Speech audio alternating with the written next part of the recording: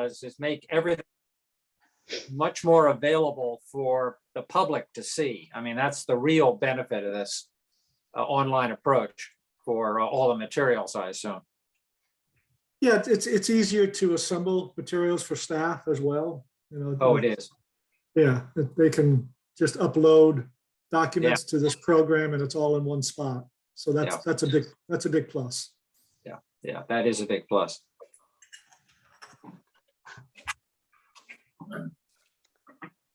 Looks like I have Andy on and Peter on.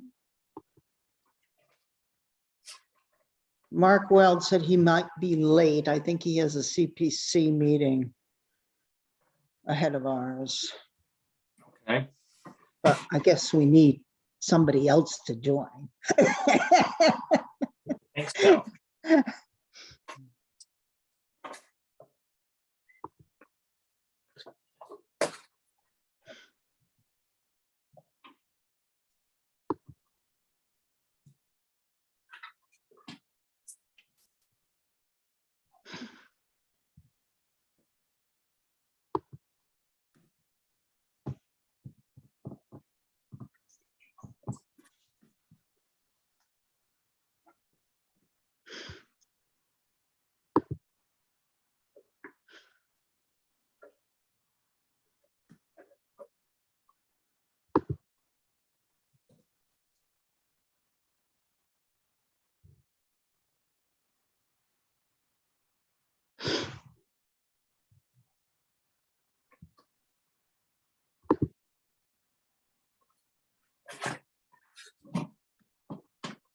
Greg, is the town experiencing a lot of town employees being out on COVID? Not yet. Oh, you're lucky. You're very good. So far, we've only had a couple, three at this point. Really? I'm hoping we can keep that going, but I'm not expecting to. I understand. It's certainly the track record looks like it'll be a lot more people out. Yes. I mean, I'm certainly aware of many more people who are acquaintances, friends, and members of my family who have been affected in this current variant. Yeah, no, it's everywhere. It's just amazing. Yeah. So yeah, we'll have to see. I'm going to keep my fingers crossed. I'm hoping this thing fades as quickly as it ramped up. So we'll have to see. I hope so. I'm going to be interested to hear how you're going to handle the Board of Health. I know there are plans to do, I can see by your write-up, there are plans to reorganize or have some differences on the Board of Health. Right. Michael Pratt, are you on? Yep, I just joined. Yep. Okay, great. I'm never sure which is your phone number. Yep. Okay, we have Michael, I have myself, we have Peter, we have Andy. We're missing Dean, we're missing Maury, and we're missing Mark, but we have a quorum. So I We're think one short. We're one short, right? we have 4. I thought we needed 5. No, we have 7 members now. Yeah, no, I know. I thought we needed 5 or 7, but 4, whatever. Good. Yeah, no, 4 is good.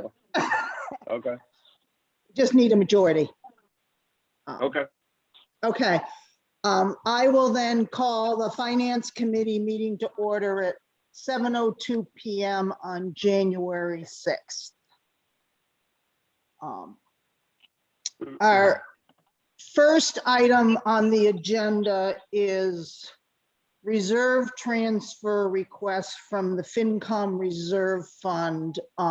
This is the first request we've had during this fiscal year, so that's good. It is, and I believe Andrea's on, who can explain it a little more for us. It is with respect to covering, I believe, a deductible on our workers' comp policy. And it's a request for $25,000. And I believe that's the maximum deductible. And I can read exactly what it says. The amount requested will be used for, to cover unexpected costs for coverage due to 2 employees, one out on extended medical leave and the other who received surgery at the end of the summer. Bills have been received in this office in the amount of $12,443.04, which have not been processed. In addition, our third party has pending invoices over $15,000. The extent to which medical care was necessary for on-the-job injury was not foreseen in the fiscal year 2022 budget. And then she provided additional information with respect to our workers' comp policy, and said our aggregate medical expense deductible is $25,000. We pay out the claims, and once the combined amounts total over $25,000, the amount over $25,000 is then requested from VFIS, the insurance carrier, who then cuts the county check. Andrea, you on? Yes, I am. Am And you got I- it. Can you add anything? Yeah, I just want to make sure that people understand. I know our deductible is $25,000. But the way it works is like we pay out the medical bills, and then once it reaches over 25,000, that money comes back. So that's why I'm asking for a larger amount of money, because we have to pay it out and then get reimbursed for it. So the first 25 grand is out of pocket. That's just cash out of pocket gone. But every dollar after Yes. that, eventually we will get back from the insurance company. Yes. Correct, yes. And that's total of all people, right? Not per person? Correct. Okay. And what under, see, there's an illness and an injury, or these, what are causing the claims? They're mainly injuries. So we had a And- shoulder injury and a knee injury, and some ongoing physical therapy and other pain management for another person. So. I mean, technically, they'd have to be an injury and not an illness, right, to fall under the workman's comp, right? Not necessarily. If it's like a firefighter, they No? could have other illnesses that would be covered under the policy. And is it our history that we usually don't provide in the regular budget for the deductible? That's our general way we approach this from year to year? Correct, yes. I believe this is about the first time we've been asked to cover this, isn't it, Andrea? It is. It is. Okay. So this is not a What? regular occurrence. No, it's not. We actually we usually only have like maybe one person. So it's very unusual that we have actually 3 open active cases right now under public safety. So it's unusual. And they're What's all like the- kind of unrelated. So Yeah, Michael? perfect storm. What's the premium on our workman's comp policy? $23,000 a year for public safety. Wow. That's actually the lowest. Most of the other ones are significantly higher. And they don't aggregate. Yeah, the no, deductible. I Yeah. The crazy No, insurance me- system. No, I mean, me personally, and also in my business life, I mean, to me, generally speaking, when you go with a higher deductible retention, whatever you want to call it, over the long term, you usually make out ahead of the game. Now, every now and then you get dinged. So this is one of the times we're getting dinged, but, over the long run, generally you make out good, I think we should Okay. provide for it and authorize the transfer. I see that Dean and Maury have joined us. I'm not sure when you joined. Do either of you have any questions? I assume this is about the transfer of Finance Committee reserve funds. Yes. And is it what we had left from last year? Or No. is this is for this year? This is the budget that started July 1st. The FinCom reserve fund is 160,000 total, and Right. this 25,000 is the first request we've received. But I think that we're expecting some more, we could have more requests. Do you want to address that, Greg, regarding legal services? Sure, so we're very likely, well, I know we will need additional funds in our legal services account. It's running quite high at the moment, primarily due to the 40B and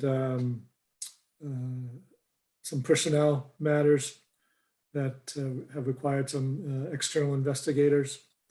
And I would say just the level of complexity and challenges that various board permits are undergoing. We've seen quite a jump in the need for counsel on ZBA, COMCOM, as well as some of these personnel matters, and of course the 40B. Is the 40B stuff leveling off, or no? It's still Just starting. Yeah, I'd say it's just starting in some ways. And really from yeah. from a legal expense side, yeah. yeah, Yeah. and I can speak to the regular ZBA cases. We're seeing that with the value of property increasing in Manchester, that people are attempting to be a little more creative. And I have a policy that when I have an attorney for an abutter and an attorney for the applicant with different points of view, that I like to go to town council to kind of figure out which way we should lean. So we're seeing more of those. And the 40B, I can foresee a lot coming along. So Greg, just super high level in dollar terms, what are we, you budgeted blank, but it looks like it's going to run at blank? Budgeted about 65 or so. I mean, traditionally we have run around 4,000 to 5,000 a month, and yep. we're more than double that right now. Yeah. So I could see us spending an extra 100. 100 above the 65. Yeah. Mm-hmm. So we'll have to have a discussion of whether or not we want to, drain the reserve fund or seek a supplemental appropriation at the town meeting. I mean, Sort of depends on what other needs might arise. If right. everything else. I guess my thought on that is we would drain it until we thought that strategy doesn't work, right? Or no? But we No, we have just to have make the decision before town meeting, Right. Mm. whenever that might be. Right. That's a bit of a guessing game right now as well.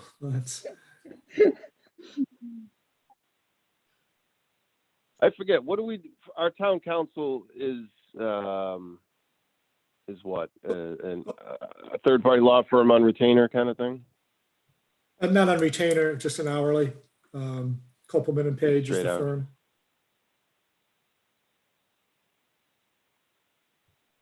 What do they bill at? Do you know? It varies depending. It's like 175 to 250 an hour. I guess where I'm going, you probably see where I'm going, right? Like at some point you run the numbers and it might be worth it to have one in-house, right? If you thought that this run rate of 165 grand a year or more, is going to be a, right, going right. forward run rate, right? Yes. I think the challenge is the diversity of the issues in which the town is involved, and KP Law has different attorneys that are specialists in different areas. So for instance, for the 40B, we're using an attorney who has expertise in the 40B area. And so it's really difficult to have one attorney on staff that could handle the wide diversity. Yeah, of that's totally fair. But I'm sure you've seen too, right? In the corporate world, you have like a general counsel who's kind of the jack of all trades that can handle maybe 50% of your stuff, and then right, you still got to outsource the other 50, or whatever the case may be. I mean, look, I'm probably putting the cart ahead of the horse. So I'm just throwing it out there. Yeah. Always appreciate the thoughts. Any more questions on the reserve fund stuff? I see Mark has joined us. We're working on the $25,000 request to cover the deductible on our workman's comp policy due to 3 injuries. Yes, Maury. Just a question, are those injuries from one department? Or are they scattered across all of public safety? So it's both fire and police. Okay, Yes, 2 in fire and 1 in police. okay. I'll make the motion to do the FinCom reserve fund transfer for the deductible for the workman's comp policy In the amount of 25,000. in the amount of 25,000. Yes. And we'd be transferring it to account number 001-100-073-51710 workers' compensation. Second. Maury seconded. Any discussion? I will take a roll call vote. Peter? In favor. Andy? Yes. Mark?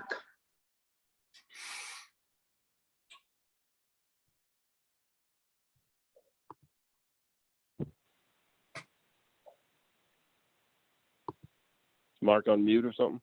Oh, no, he's not on mute. No, I've said We don't have. yes. Are you okay, Mark? Yeah, no, my screen is lighting up. I don't know if you're hearing me, Oh, but okay. yeah. Yep, we do now. Okay. Dean? Yes. Michael? Yes. And Sarah votes yes. I counted 7, so I think we're good. Thank you, everyone. So, Hey, Greg, just one last thing on that legal stuff. So this is probably a simple softball question, but you're clearly going to, I guess, be raising the annual budget amount for legal fees going forward. Well, I did raise it some, but I think we need to revisit it. I probably need to raise it more than what is currently there. What'd you go from 65 to what? But I think I put it up to 95. Right, you went from 80 to 95, I think. well, it Okay. includes more than just legal, I think. Oh. Okay. All right. But yeah, high level, it sounds like, yeah, you're definitely above 100 grand, right? Yeah, I think, at least for the next year, I'm low there. Yep. Okay. Oh, I screwed up.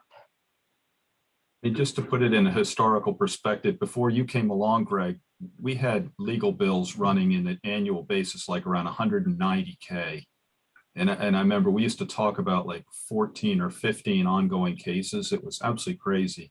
And town's done a great job reeling this in. Maybe it's an accounting change, but it's a whole lot better than it was. My only comment was, if we anticipate more this coming year, could we budget low and then basically do reserve fund rather than pushing the budget up? And then, because it's kind of like snow, you don't quite know what's going to happen in the long run. Yeah, no, it can vary quite a bit. But just, I mean, I agree with all that, but like it's 65 grand, or, just sounds like too good to be true. And I mean, we've been luckily, I guess, it's low, but I don't know. I don't know. A lot of lawyers out there all looking to do something, right? Yeah, no, our actuals have been higher than that. We've always had to do some shuffling around of dollars, but anyways, we can certainly take a deeper dive into this and have a discussion on it when we get to that point in the budget. Sounds good. Sounds good. The next item on the agenda is the town of Manchester ransomware attacks protection. And I think I did see something in the capital budget for 2023 requested by the accounting department in conjunction with our regional agreement with the IT in Danvers. Is that accurate? And Andrea, can you speak to that, what it covers? I can absolutely speak to that. Thank So the you. town, yes, so the town has been working with the town of Danvers and several other communities for a regional IT project. And so one of the most recent ones we've been working on is cybersecurity. We know it's becoming such a huge risk and liability, and a lot of municipalities are coming under attack. So we kind of put that to the forefront. So the town of Manchester volunteered to apply for a state grant, so for the region, and we were awarded $100,000 for that. As part of that, which reduced our costs significantly, we were able to do a group bulk purchase for firewall, the Fortinet security, setting up multi-factor authentication, email protection, multiple layers of security, and things like that. And that's going to go through the town of Danvers. Will help install it, put it in, but our cost is only $10,000 for all of that for the next year. And then going forward, we'll have a subscription based. However, it'll be cheaper than what we're paying for antivirus right now. So currently we have antivirus and malware, but it's coming to the useful end of its life and needs to be updated and things like that. So we hope to do this in the next 6 months, as soon as it gets approved, I hope.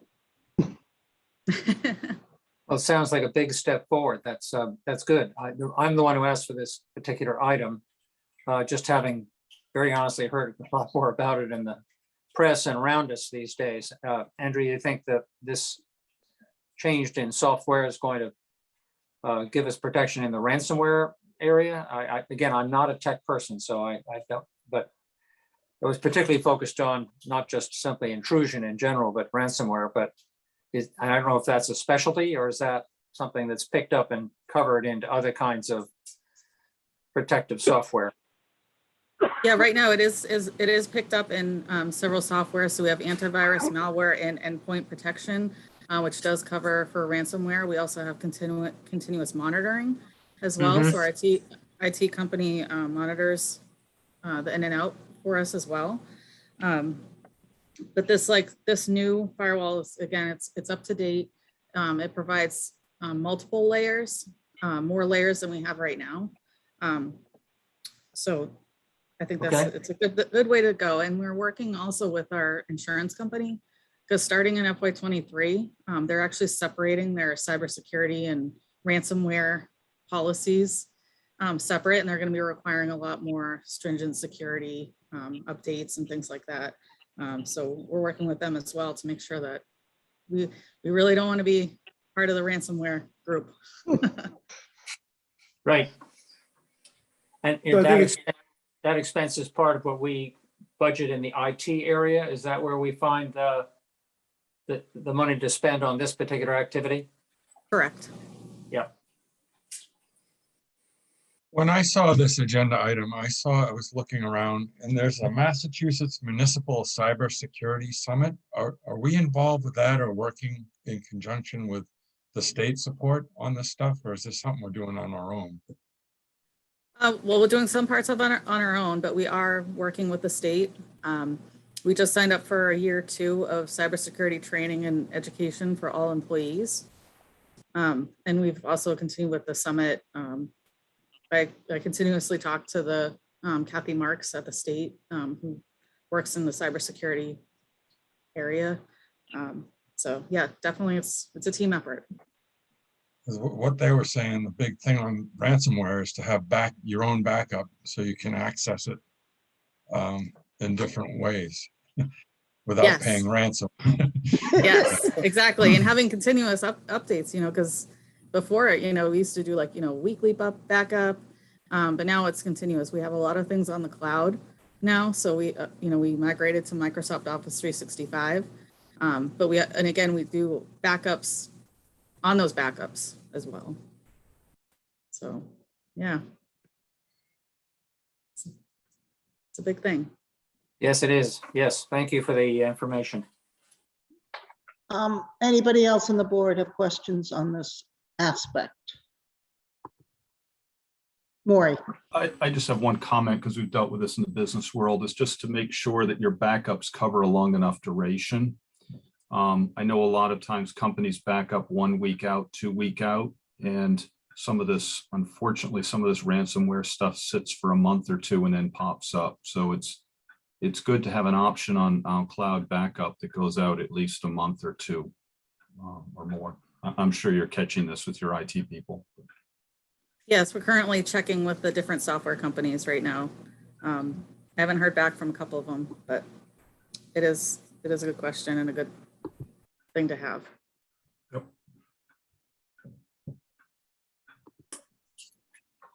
Andy or Mark, do you have any questions, or Mike? Nope. Nope. No, thanks. No. Okay. Thank you, Sarah. Thanks. Thanks for bringing it up. We now will move on to the 2023 budget initial review and future review schedule. I'm hoping people have had some opportunity to look at the budget. I know it's rather large. And I'm Transparent, hoping, Sarah. what? It's transparent. Yeah, right. Hopefully.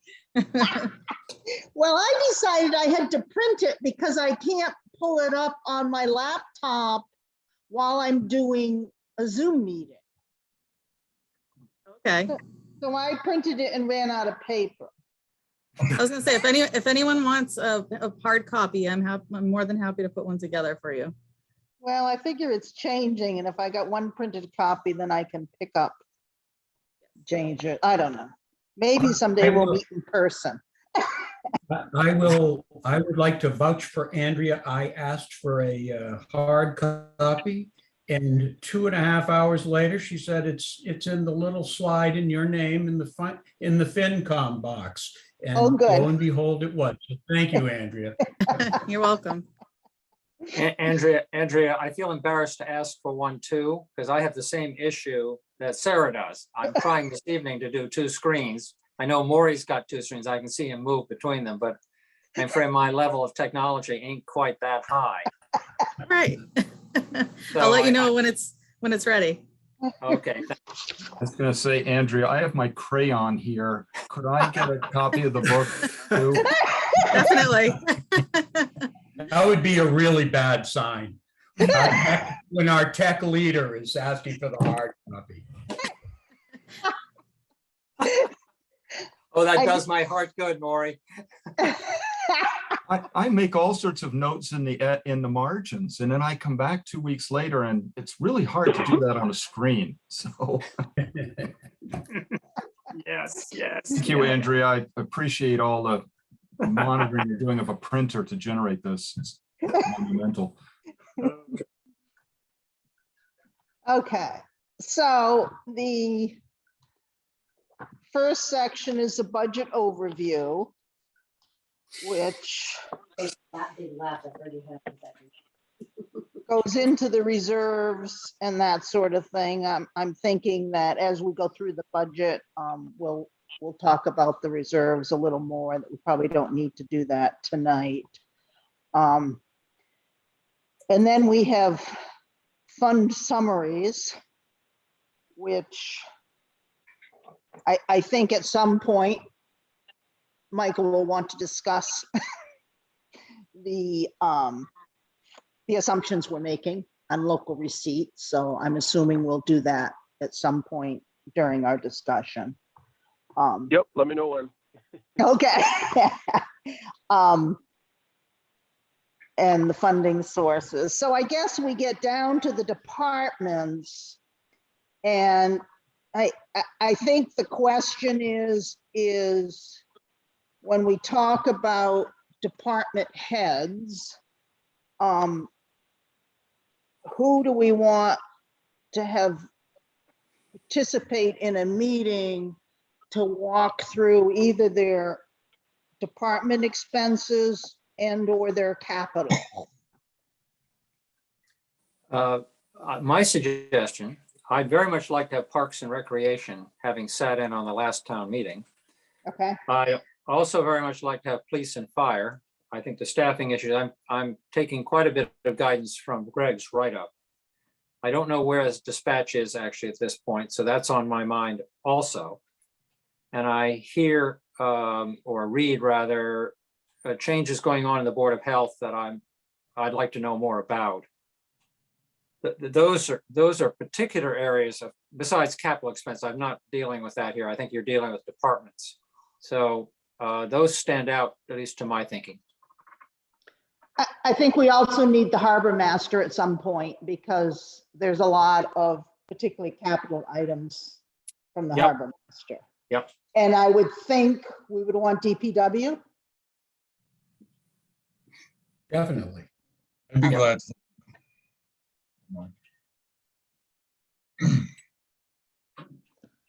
And Greg, I know there's a new facilities department, I believe.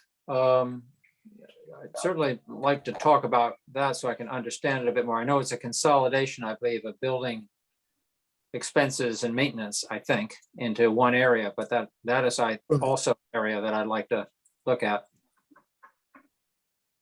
I think that's part of DPW, correct, Greg? Right, it comes under their direction. Okay.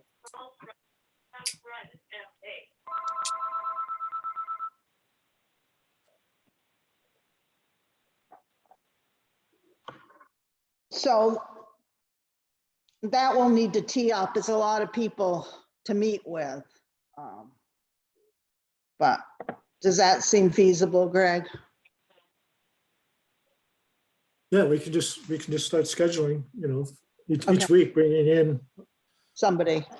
at least somebody, if not two somebodies. Okay. Yeah, Now I you might guess, go ahead. Might be able to Greg. do, you might be able to do Park and Rec and Board of Health, for example. I don't know if each one needs a separate evening. Yep. I think DPW and facilities, that there's a lot there, particularly when you get into capital as well. Right.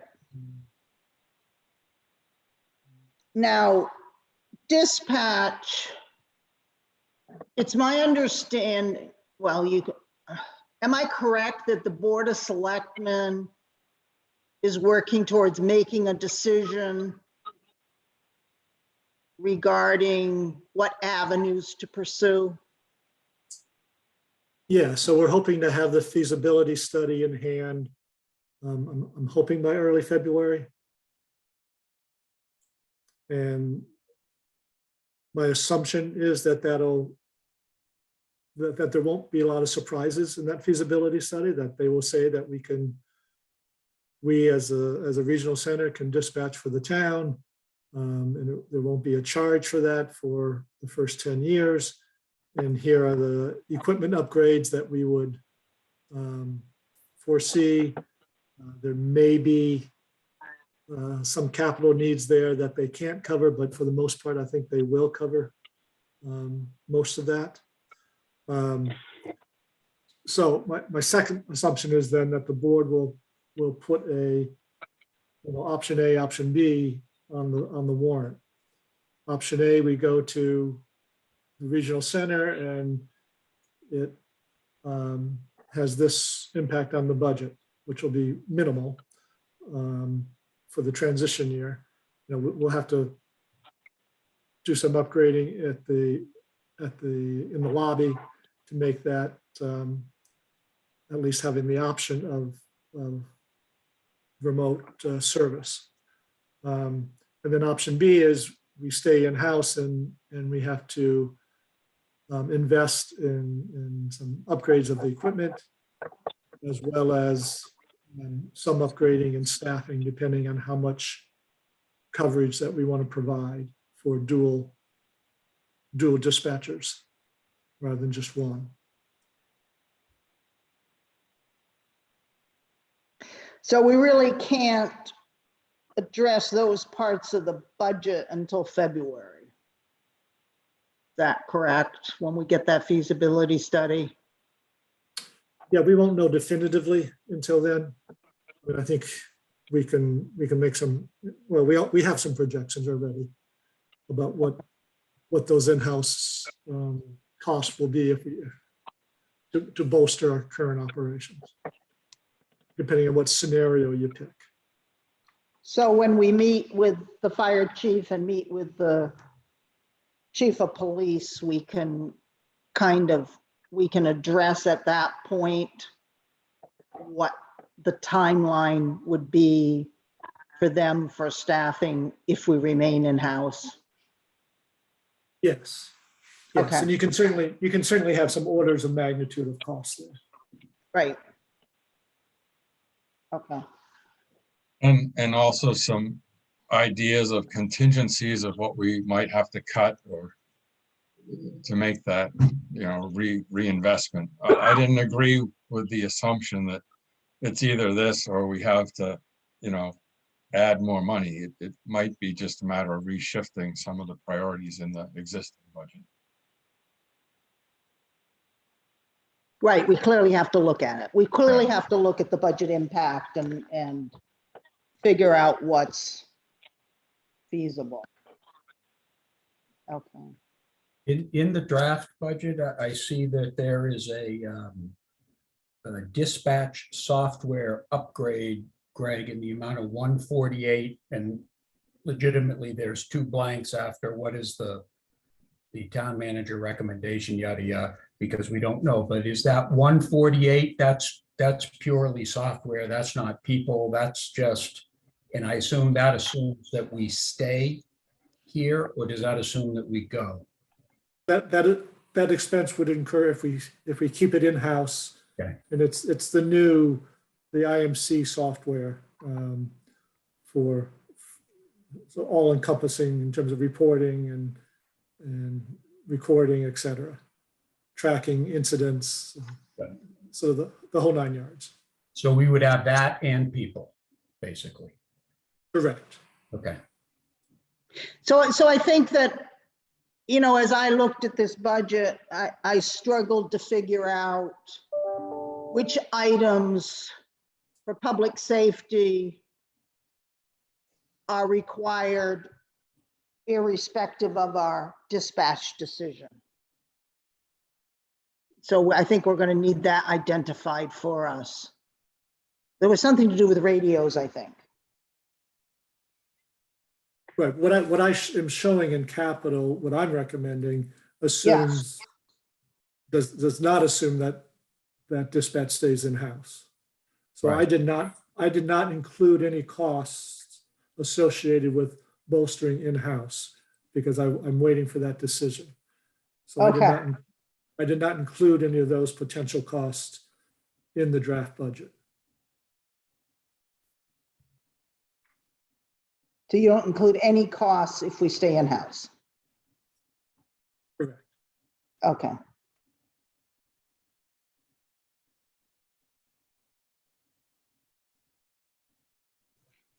Other questions on that from people?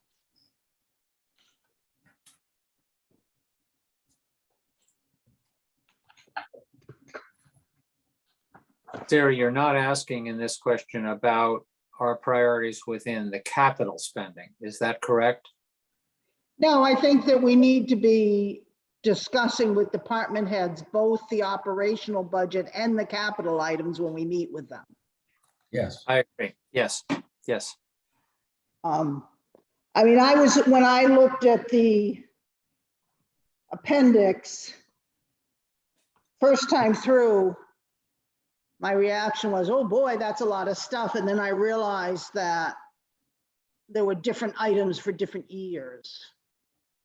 And so I had to pay attention. So there were like lots of things for the fire department, but then I realized that it was spread out over 4 or 5 years. So that made it, a little more realistic to me.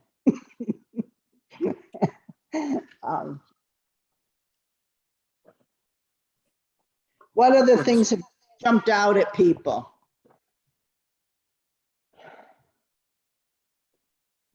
So, Greg, my understanding is that relative to facilities and facilities planning, that the recommendation is now to have a third-party study, and you've adjusted your recommendation of the DPW's capital budget to reflect that, right? I think it's 100,000 for a study. So that I assume covers feasibility and general costs of a variety of, police, fire, DPW, whatever, all of our facilities. But that's really, to me, that's the central part of the capital budget, and it's not going to happen this year per se, because you need to do that facility study to identify and quantify, or at least guesstimate some of those things. Is that kind of right? Yes, yes. I think we need to take that more formal first step and make some clear decisions about X, Y, and Z needs and where they're going to go, and some, broad brush parameters of cost, so that we have our roadmap. Okay. So do you envision, Greg, in 2023, looking at DPW, public safety, and senior center as far as doing a study? Well, and I'd have town hall in there as well. Okay. And water and sewer plant. I don't think there's, on the water side, there's not a tremendous amount of choices to be made. There's some big choices to be made on the sewer side. But there's also just ongoing choices that have to be made with all these facilities that would be taken into account by the consultant, I assume, to balance off, tear the thing down, build a new one, or no, here's your 10-year, 5 and 10-year capital plan and maintenance plan. That's what I would hope we generated from the study. Yeah, exactly, Mark. That's We the need goal. that. Yeah. Okay. And I think Chuck and Nate are good with that approach, right? Yes, they are. Okay. There is a study going on now about the cost to hook up to, say, the South Essex Sewage District, isn't there? Wasn't there a broad brush that they were looking at estimates now? Yes, that work is pretty much wrapped up. And what did it conclude, Greg? Well, first of all, the district has no interest in taking on new customers. So There you go. Yeah. there's a huge political climb. But aside from that, it's also extremely expensive for the piping to get down there. Okay.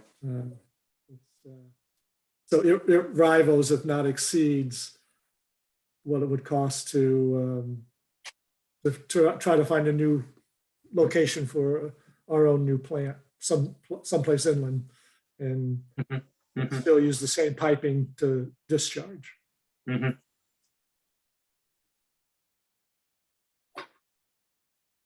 So it was a little more promising with the possibility of Gloucester. But again, very, very high cost, and Gloucester has a long way to go with their own big challenges because they need a whole new plant. Oh. And didn't the agreement with Essex and Gloucester go south to some extent because it came in, the amount billed to Essex was significantly higher than they were expecting? Wasn't there something about that? Yeah, they've had some court battles. I don't know all the details of why it had to come to that, but it did. Hey, Greg, quick wastewater treatment plant / insurance question.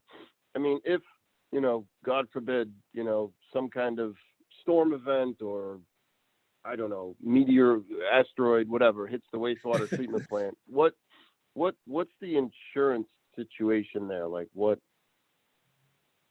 what are we covered for? If I'm, Probably not a meteor.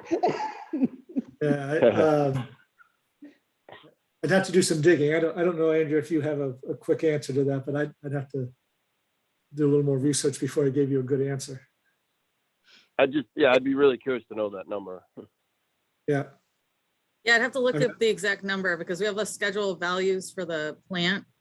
right. Yep. So we would get the value of the plant where it's scheduled right now. And we only valued it like 2 years ago. So at least that's fairly up to date. And then there's like a max property cap as well on like above that in our policy. But I don't know the exact numbers off the top of my head. Okay. So it's gonna, I guess I'm interested. it's gonna be its, I'm cur- interested- it's I'm gonna be its, it's gonna be its current value. It's not gonna be a replacement value. So, at least I'm Okay, pretty well, sure. I guess I'm curious for all those values, like you said, Yep. the one for the Let's- plant, but also the max one, whatever that is. Yeah, but let us do a little homework and get that information together. Yep, thanks. I'd be surprised if it covers flood if it's not with the federal flood insurance program. You know, if there's a separate policy for that, but because most private insurance will exclude that stuff. Right. Yeah. Yeah, maybe that's another point. You know, what exactly is covered? What kind of damage is covered? You know, is it a fire? Is it asteroids? Whatever. One question for Greg and Andrea is there any liability on the sewage treatment plant, or is that not an issue because we're pursuing best practices? And, you know, if something started leaking, is that more just sort of get it fixed, get it remedied, or could there be a liability component with that as well? In terms of a pollution fines and liability. there, Exactly. Right. Yeah, exactly. You know, typically it's as long as you're not ignoring it and correcting the situation, then no. If, you know, you were told to do something and ignored it, then that's a different story. Right. And Greg, if it backs up into people's homes, do we suddenly have some liability there? That My- is sewer. My insurance Yes. policy has sewer coverage for backups. So, and so does mine. Personal. But Just Personal. wondering, is there something else that an exposure that in and around that coverage? I mean, that does the cleanup. You know, whether there's loss of income, I don't know, any other thing. And I just wondered if that was an area that to be concerned about in insuring also. So again, I don't know those details off the top of my head. I'm pretty sure we have some coverage in that area. And we'll bone up on those details for you. Yeah, okay. I believe, I'm not the legal expert on this, but this happened to my dad in a different town, and I think it's one of those act of God force majeures where, you know, if it happens on your property, it's kind of like it's your problem, even though you can clearly see that the initial problem was like the city sewer system that backed up, you know? Right. It's But- it's going to depend on the case and the circumstances. Yeah, Yeah. yeah. Yeah, I agree.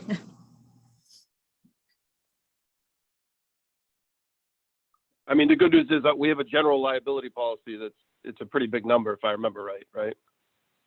Yes.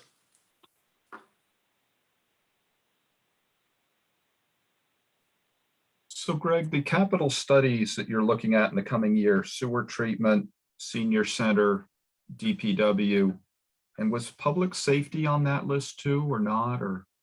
Yes. Okay, So it's really trying to take a look at all facility needs and try to map out a game plan, you know, so this is, you know, looking over the next 20 years, what's the sequencing, where do we think the ultimate home is for these facilities, so that we have that roadmap in order to start making decisions, because we need to start making those decisions, but obviously you don't want to do it in a vacuum. no, it's really smart. And obviously then you're not doing something and then undoing it because there's a better option that comes along that you didn't know about. So, Yeah, exactly. Do we have any more information on potential funds from the state and the federal government that might impact this budget? So there certainly is a strong likelihood of getting additional dollars for sewer and water in particular. Some additional monies for roads, perhaps. So those are the three primary areas that I could see having some success in getting additional monies. So the state, as I think most of you know, the state passed a $4 billion bill using ARPA money and state surplus money, $2.5 billion of ARPA money and $1.5 million of state surplus. And a good chunk of that is set aside for infrastructure. And then there is the federal bill as well. That's an addition. And both of those bills, we're still waiting the details of how those monies can be accessed. Are some of them going to be distributed on a formula basis, or will most of it be through a competitive grant basis? It's not clear how all of that's going to work yet. So we're waiting for those. Yeah, so do we have, obviously there's only so much work we can do in a year on infrastructure. So do we need to develop a plan B capital plan that if we receive a certain amount from the state and the federal for infrastructure, that we would allocate our capital dollars elsewhere? Or how do we address that? So Chuck and I put together sort of a wish list if we run the lottery through some of these new sources. We have about $7.5–8 million worth of sewer and water projects that we would love to do over the next 4 years if those monies became available. And that's what those monies are going to be divvied out over multiple years. So basically it would accelerate some of our efforts, but we could also reduce some of our own monies or redirect some of our monies, other needs, if indeed we receive, say upwards of $8 million for water and sewer. So it'd be a combination of redirecting and accelerating. Pretty significant. One thing, oh, sorry, go ahead. Go ahead, Dean. Okay, well, I was on that thought of the water and sewer. Also, I think, is it on anyone's radar that as Essex grows and everyone's coming up School Street to go to the school, that at some point we're going to need some relief through that narrow corridor? And whether, again, third quarter or planning or something should be in the works to expand that, the Pleasant Street, School Street area that backs up in the morning now. You're talking road work. Yes, well, it's infrastructure. It's kind of in the same. But perhaps another crossing of 128 or something like that, might be needed at some point as Essex continues to grow, and everyone's coming to school here. That's a big peak in the morning. So that might be something to consider.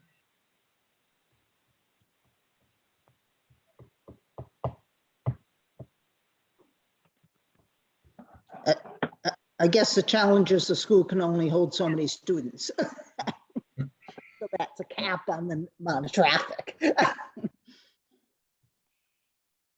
Yeah, I mean, school population is decreasing at the moment. What's happening is we're shifting. Yep. Essex is picking up a bigger and bigger share at the moment. So total numbers are going down, but Essex's percentages is going up. Is that right? Correct. Yes. So in fact, it's pretty pronounced in the lower grades. It's almost reverse of what it used to be. Wow.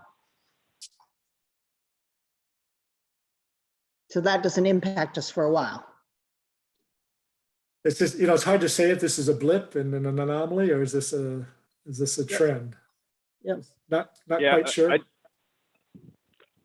Not an easy question to answer, but yeah, I'd be curious, is it, more of private Catholic schools or just actual lower kids in the both towns, right? Right. So there's a couple of things that I think if you look back about the past 7 years or so, there's been a decline in enrollment that's almost approaching 20%. They have added a pre-K group, but I don't know the enrollment on that. And but I think it's like 10 or 12 at least. And there's some structural reasons for doing that apart from other things. But yeah, Essex is definitely filling the ranks much faster than Manchester at the moment. And it'll be interesting to see how that plays out this year. Well, it'll be that ongoing dynamic of, budget pressure that they become sort of the limiting factor on what the school budget wants to accomplish in a given year. It's shaping up that way from the early. So one of the things in our meetings we've been talking about is trying to get an earlier look on what they call the apportionment, which is how much each town absorbs of the change. And as you may remember from years past, the school committee would put together a budget and both towns would wrangle over it and back and forth.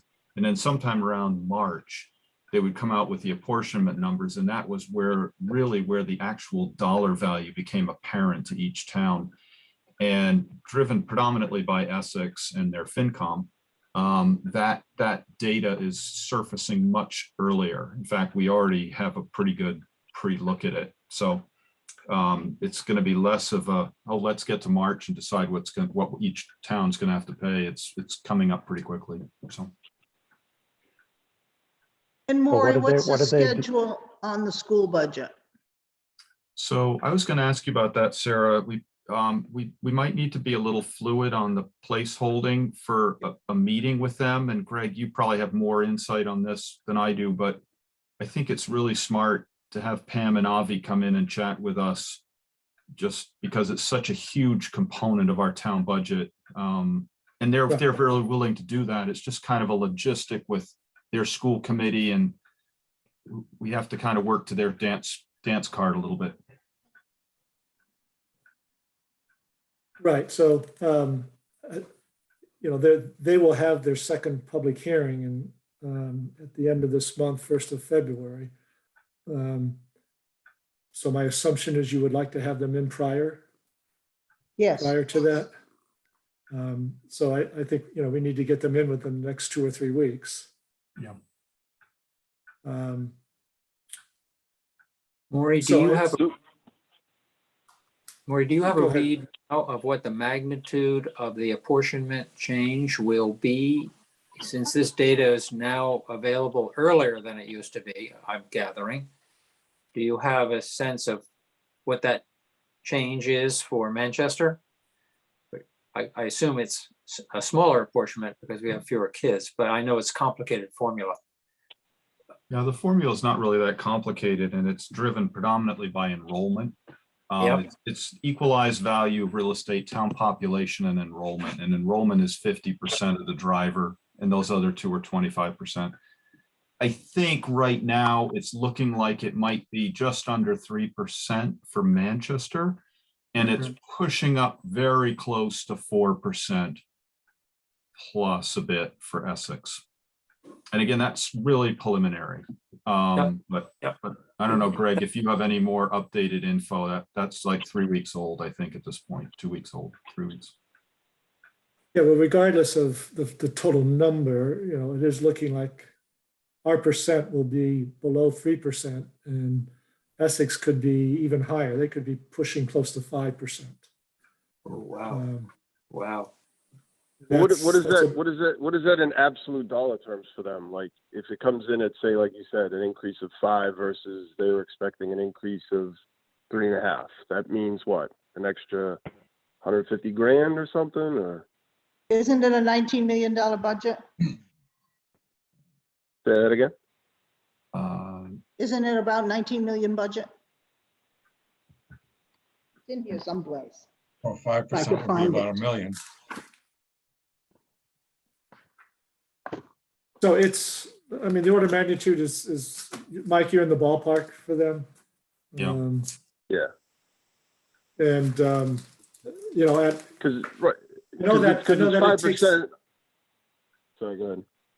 well, I was just gonna say, at that 4.5%, 5% level, it's more than what they get in new funding through 2.5, first, Prop 2.5. So it takes up all their new revenue and then some. Right. Yes. Phew. Yeah, So so they the did put aside some money. They're trying to buffer themselves against this because they see this happening, you know, for the next few years. Because the enrollment, this apportionment is based on a 3-year look back. So it takes a while to change course. So they did put aside some additional monies at their fall town meeting to help buffer them against this impact. Mhm. Because the Essex, the town of Essex is sitting on, I mean, they're sitting on some, not as much as ours, I suppose, but they're still sitting on some decent cash. Yeah, they've been burning through it pretty rapidly, just because of some projects, you know, the fire, police, public safety building. They're doing some major seawall work out at Colonel Point.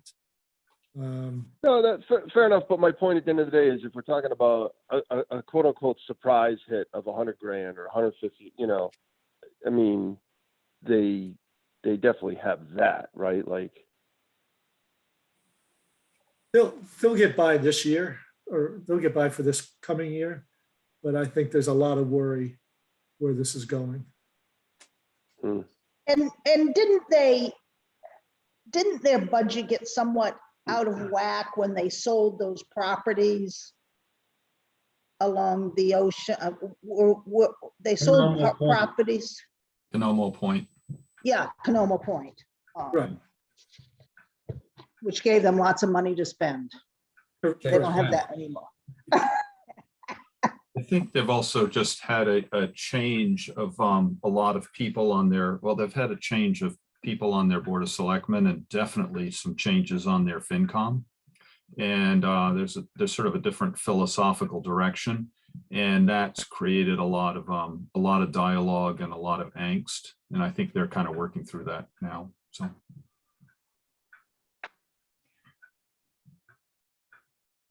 So are you, well, end of the day, it'd be good to know the high level numbers as soon as possible, right? couldn't hear you. Sorry, that was muffled. I was just saying that, you know, the earlier we can get any kind of numbers, the better, right? It sounds like that's what we're working towards. Well, I think we're talking about having Avi and Pam in within the next, in January, Yeah. right, which. And Maury, have you been having meetings with the schools, or is that not really? No, we have been, and Greg and I sit in on those, and Jeffrey Bodmer Turner also sits in on that. And there's, I think, 3 people from Essex who sit in on that, and a couple of school committee people. And I will say that I think that's been remarkably effective. It's really good to push this stuff around, look at different ideas. But definitely would support getting Avi and Pam in for sort of a Q&A and on this. So I was Okay. just checking back on my notes, Greg. It looked like the school increase that they were talking about was maybe around 432K, was kind of a wish. But I think that's being refined all the time. But I think it was kind of in that magnitude. So. And so that's the total. So then you'd split that just roughly 2/3 for Manchester, 1/3 Essex, high level. I believe so, but stay tuned. Yeah, I- yeah, yeah. No, I just, I No, that's thought the that lower. our portion was up 436. Am I Right, right. misreading that? No, Maury, I think you're, I that may amount that be, you, I may yeah, be that amount you- low. That, yeah, you that- were low.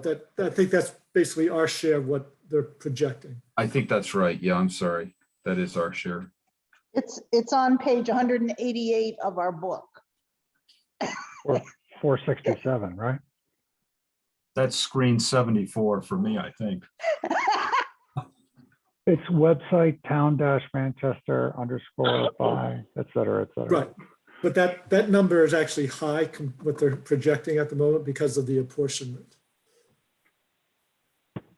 Oh, So okay, our number might actually come in lower than that. okay. Have so the, if Manchester's is 467, then Essex's would be roughly, whatever, 230, 240. No, Just going off the 2/3, 1/3, right? no, they're 4 to 5% and we're 3%, right? They're higher. Yeah, Am I but right? it's that 4 to 5%. I mean, someone could correct me if I'm wrong. That's their increase off of their apportionment. So like, if you just start with the high level Okay, that we cover 2/3, they cover 1/3. Yes, their 1/3 contribution went up, or is going to go up by 5%. Our 2/3 is going to go up by 3%. But it's not like their contribution is going to supersede ours. So they do have their preliminary budget presentation and the budget on the website. I can make sure you all get copies of that. okay, yeah. But that is the preliminary, and they've got, a fair amount of work to do still, but at least it gives you a sense of where things are at. are the salary increases set, the union negotiated, or are they in negotiations this year? Because that's the biggest hitter right there. Yeah, those are set. Okay. I I believe, remember Our last sta- year, our- I think they're in year 2 of a 3-year contract. Is that correct, Greg? My recollection is they're approaching the end of it. Believe so. I always get a little, I always forget where they are. I thought they had a new contract last year for some reason, but I could be off a year. They all meld together. This is probably not an easy one. This is a better question for Pam or Avi, but just does anybody know if enrollment is decreasing, is overall staffing staying flat, or is it, reducing a little bit in tandem with the decrease in enrollment, or? So the problem is it's a shift, and special ed costs are skyrocketing on them. Aids and whatnot. That's they're struggling a lot with special ed costs. Got it. I think So they in just addition shift to, people around. Yeah, there's the special ed costs, and then there's also transportation costs for special ed, which Right. is, there are a few, but they're being transported morning and afternoon back and forth across 128 long distances, and that's a costly thing. I think they're also wrestling with substitutes and teaching, and then the whole COVID model has been challenging for them. So,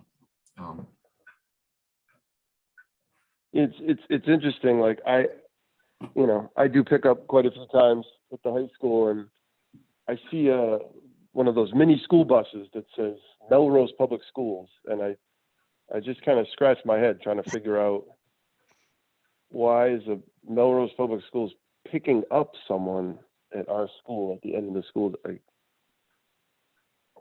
I see I don't know. a mini bus from Boston all the time on the streets.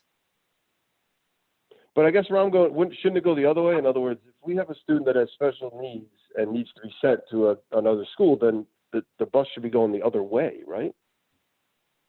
Like taking a Manchester Essex student But we to the also other have town in the morning. we have a very robust in-house special education program that you may recall that last year and the year before, we quantified as saving us $1 million.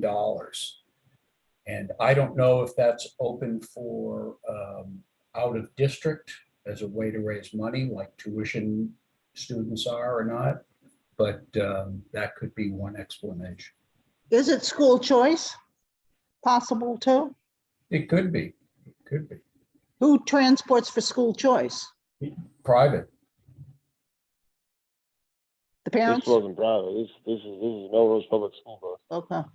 I think the school choice thing is being looked at very, very carefully. Because you may remember a couple of years ago, there was a pretty good bulge of choice students in the system. And so I think they're being really careful about how that, works in. Right, because the only way the math kind of works on that is if we truly have, right, a couple of empty slots in a classroom, right? And then it's kind of quote unquote free money because we didn't need to hire another teacher and blah, blah, blah. But otherwise, I remember that state mandated school choice amount. It's only like $6,500 a student per year, which is nowhere near what we spend per student, right? I mean, And they're there forever. That's the problem, is once they come in, they're That's there right. forever. So if you have people coming into the district and creating bulges in classes, then you have to hire another teacher. That's, so, Yeah, if you Maury, when model your when you say- enrollment well, if you model the enrollment well, it can work well for you. If it can work behind you or behind, it gets bad when, it gets unfortunate when that one of those choice students is a special ed situation. And then it becomes a different financial model. Right. So Maury, when you say that's being analyzed, that hopefully it's being analyzed at the highest level and frequently and continuously. Yeah, I mean, Pam and Avi spend a lot of time, I think, thinking about the enrollment in every single class and moving people around and trying to accommodate different teaching loads in different places. It's a source of a lot of discussion. They take it really seriously. And I find it hard to believe they would just be saying, here's a slot, let's fill it. I think there's a lot of head scratching about every single slot that's filled. I mean, they're doing their homework on this stuff.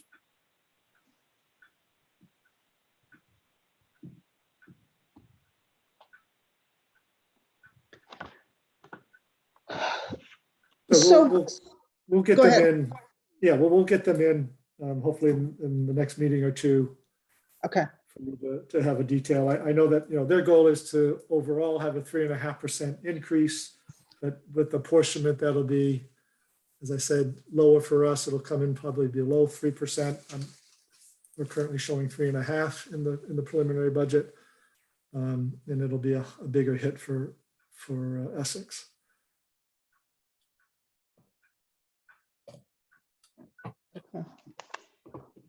When, since we're talking about schools, Greg, when do we get updated numbers for Essex Tech? Do you know? Yeah, so that'll probably be it'll be another month. Okay. Because we have a direct representative that can tell us that, right? Yes. And do we know how many students we have now there? I want to say 11. Am I right on that? Yeah, I was gonna guess 9 or 10. It's closer to 10 than to 5, if I remember that. But we won't know how many we have for next year yet for a while. Aren't those numbers done on 10/1? Well, for this year, yes. Oh, but that's what they base their budget. It's always a year behind, isn't it? I think so. Yeah, you're right. We're showing a 8% increase. Right. Right, that was 15,000. right. That was a guess. a guess that we added one more Okay. student. Is basically what that represents. Gotcha. Well, we won't know, Greg, until when you think, like March, April? I would hope we would know early February. Oh, all right.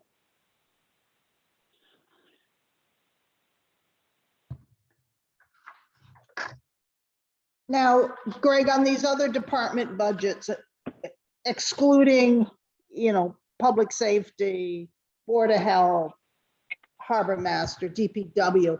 Are these other budgets final, or are there more tweaking to be done?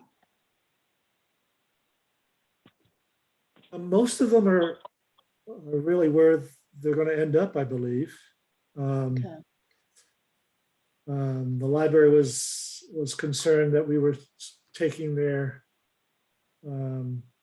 custodial and combining it, but we can show it still in their budget if, because of this whole state formula calculation issue. So we may finagle that a little bit. It would still be the same person doing it. They're not doing third-party contracting anymore. Well, they are currently, but we'd like to move forward with one full-time Okay. custodian to handle both building, all needs. So that's one area that I could see, just because of where we place it, make change. But Okay. I would say for the most part, most of your other budgets are in good shape. I don't know, Andrea, do you have am I missing something? Yeah, I just want to mention that we did end up getting the pension numbers, like literally the day after we presented the budget to you. So we actually have the actual assessment, which came in like $10,000 less. So that one will change. So that's not in what was online on January 4th updates? Correct. Okay. So that's the pension, the pension number. Okay. Yes. But as we go forward and these budgets are getting adjusted, the cleargov.com, those are getting updated. Yes, they will. So Okay. Did you guys get the emails to log in? Yes. Okay, so if you log in the background, you'll see it updated. If you want to see it updated on that budget page, web page, I have to publish the changes. If that makes sense. So does that mean that in order to look at one of the budgets, we should go to the link that you emailed us versus just going to the website that has all the information on it? I guess I'd like to discuss what's the best way for going forward with this, because again, this is new for us too. So is it easier to go in there, or before every meeting I can publish what we've done so far? So then you can just go to the main budget website. I'd love to just go to one spot, the main budget website. Yeah, I would agree. I think that probably makes the most sense. Okay, all right, that works. So that's not the ClearGov? That would be the ClearGov. It's still ClearGov. It's just two different websites. You have a behind the scenes one and then a public webpage one. Which is on the town site. It will be, yes. What did I go to today when I had a report created for me? That is the webpage view. That's the budget book, public budget book webpage. Is Not that behind the scenes. Is that the cleargovernment.com? Yeah, so both is cleargov.com. If you want, if it's easier, if you want to share your screen, I can show you the difference if you like to see it. Good idea. I can't get on that now. So that's going to be a living document then. It's going to be continually updated rather than get a hard copy. That will make those hard copies obsolete pretty quick. I'm on it if you want me You to could share still my make screen. notes in them. Yeah, Right. right. Yeah, But you should always refer to the website. correct, yes. Is there an easy way for us to tell when changes have been made? What changes are made? I guess the easiest way that I've found is that there's an audit trail, so you can see the date and who changed things, but you have to log into the ClearGov website in order to see that. That's the one where you set up a password and everything. Correct, yes, yep. I held off on doing that because I thought it might have been related to this ransomware cybersecurity topic, but I guess it's. Okay. I can go ahead and do, yeah. And Andrea, can't you just basically look at the expenditures page and then the drop down and just look at the line items like general government, public safety, other environmental, and if the numbers have changed, then you assume something has evolved in the last week or so? Yes.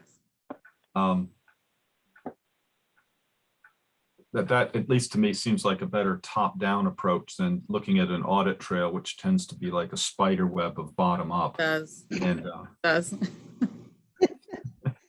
Yeah, and I've been trying to keep the columns, like every version I save if there's a change. So right now there's a column that says, TA recommends, and then the date, the 12/14. So we know that that was the original, what we submitted to you.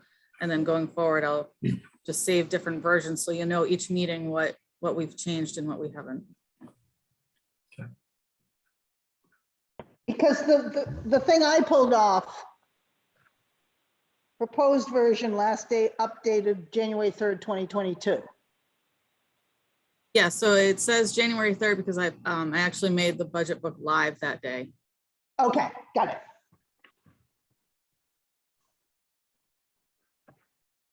Okay.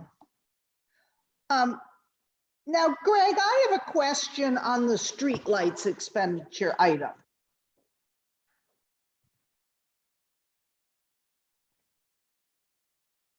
It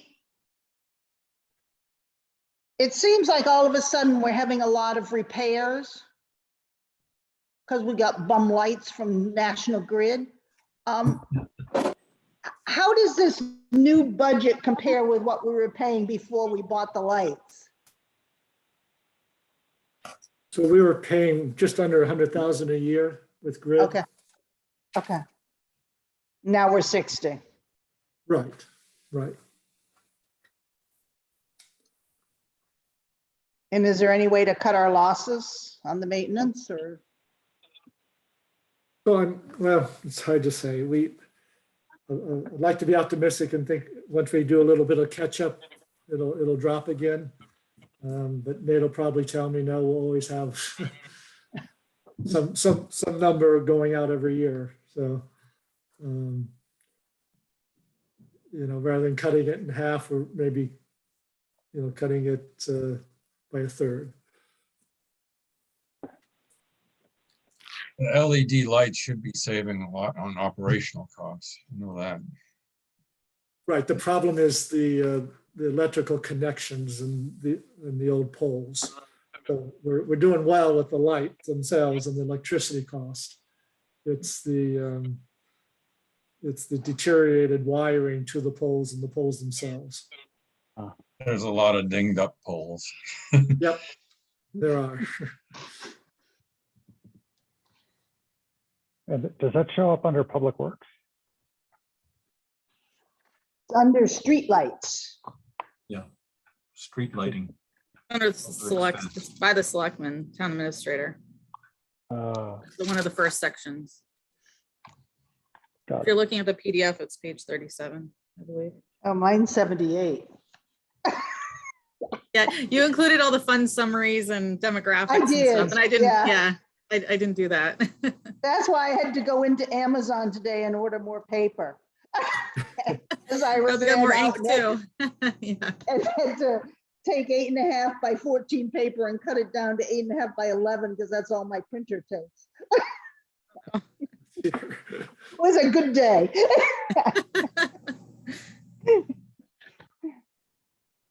Okay. So there's not much we can do on the lights is what we're saying. We're stuck with what we have. Yeah, I think we are. I guess the only guidance that might be helpful from maybe Nate and Chuck's perspective is whether or not there's some sort of more organized and extensive approach at updating that wiring that's faulty, or whether we just kind of take it as it comes. Yeah, I can ask them. I don't know if there's a good way to systematically evaluate the Yeah. condition of that wiring. You know, it goes when it goes type thing. I guess Well, we clearly didn't do it when we decided to essentially make the streetlights ours.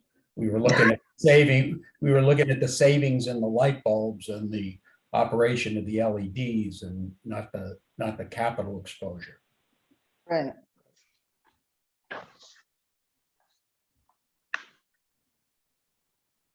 How many lights do we have? Oh, About 320. I was going to That say all? it's a few hundred. Well, I wonder if what Andy was suggesting is if we had 320 lights, do we take a certain number each year and just upgrade them before they fail? And what would that cost us? Yeah. Let me have that conversation with Chuck and Nate and see what they Okay. think. Fleet's And great.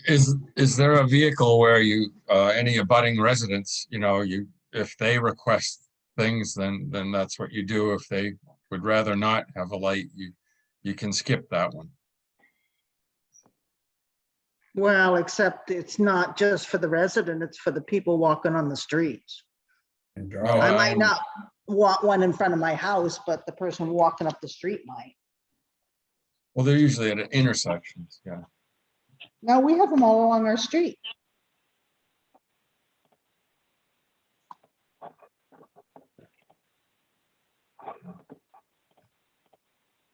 If we wait long enough, they'll probably have a solar version and it'll be a total non-issue. Then we'll be thinking about how to keep the seagulls off the solar panels. Yeah, Have to clean them. that's a good point, Lori.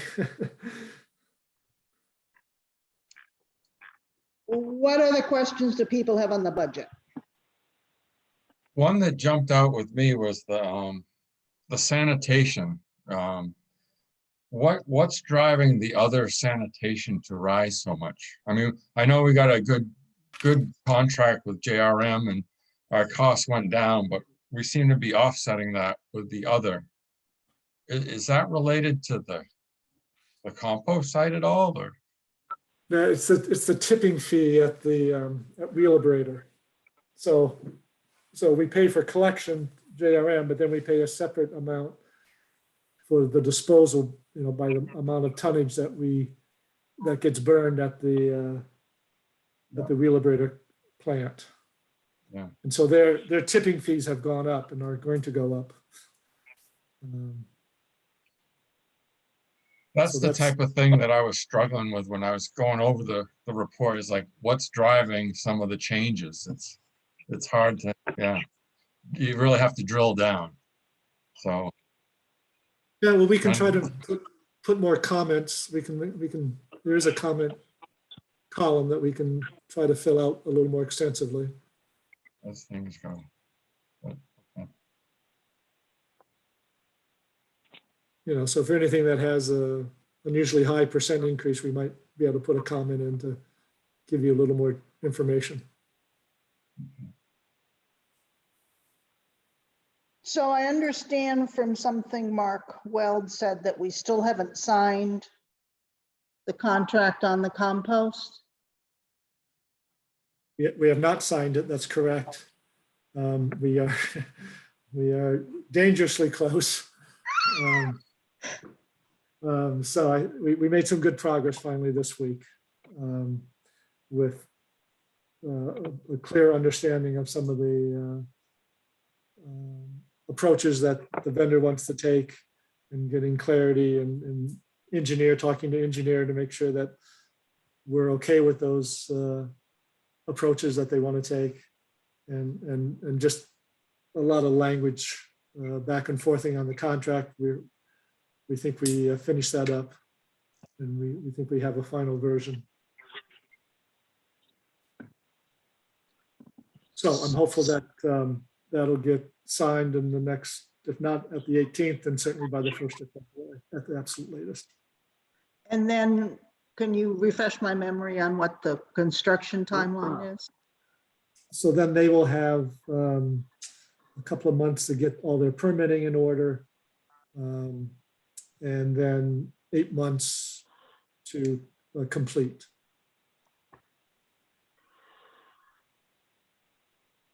So with any luck, it should be completed by the end of this year. Greg and I spent, I don't know, Greg, an hour or so day before yesterday on what I thought would be our comments for the FinCom, and I think he agreed with investigating a couple of those, but otherwise, I think I would agree that we're very close to completion, at least on the document. From our standpoint, you know, protections and exposures and processes, that kind of thing.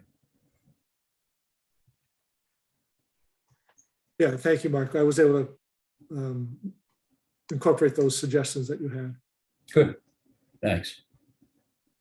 And the way you put that, Mark, are there a lot of other concerns out there on the other side that, in others, are they ready to sign also, do you think? Well, Greg would be the authority on that. I just, when we wanted to have somebody on the FinCom participate in this, we were thinking mainly in terms of exposure and methodologies in the event that the relationship perhaps didn't work out the way that we had hoped it would. How could we make sure that we could go in and take control? And I'm pretty satisfied that with a couple of comments that Greg and I both shared the other day, that many of those things are going into place. The fundamental business deal, of course, is for DPW and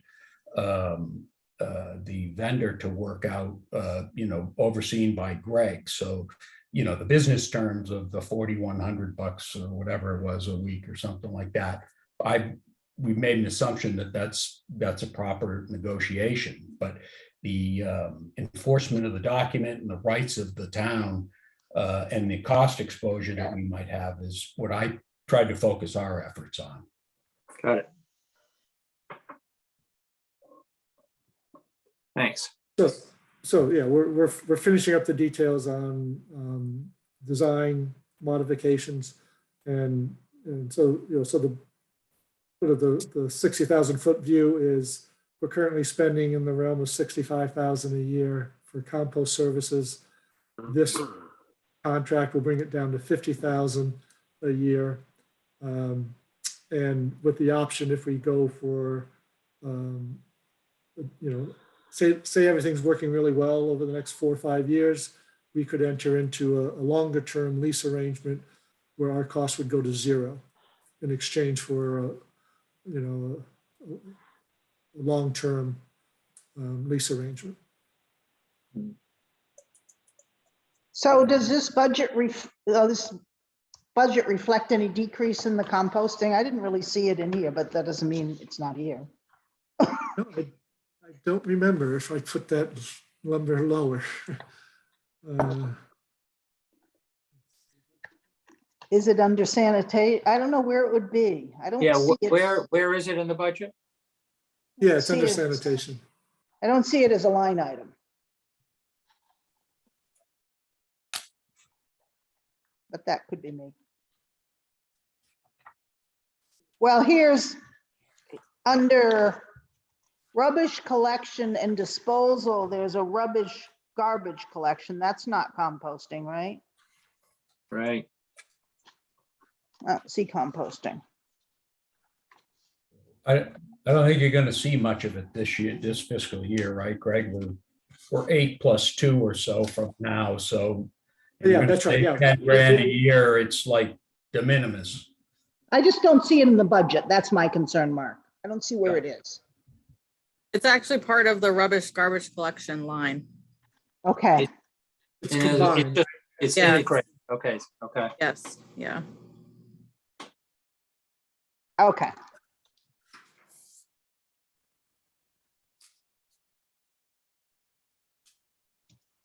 But yeah, Mike's right. We won't realize any savings this for most of FY23, or at least half of it. It's Like 7,000. Good day, right? Well, and I, Or from my 5,000. standpoint in looking at this, I think the real benefit of this transaction is freeing up a site that could potentially be used for a new, in my humble opinion, DPW site for zero. You know, like it's our site. We don't have to go out and buy something.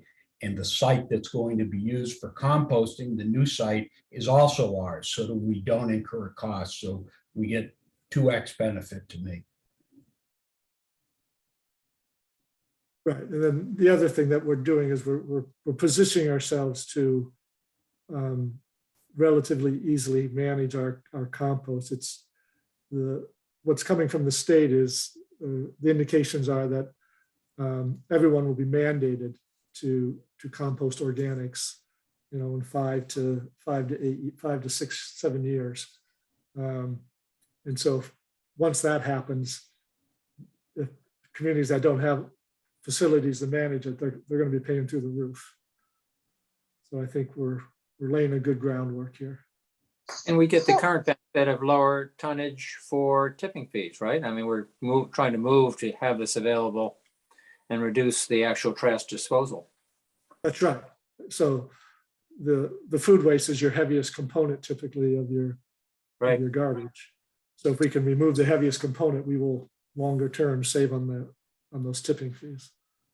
So I'm assuming that once we get this new facility, we'll be able to leverage the sustainability committee to kind of get more people doing it. Yeah, that's the hope. Absolutely.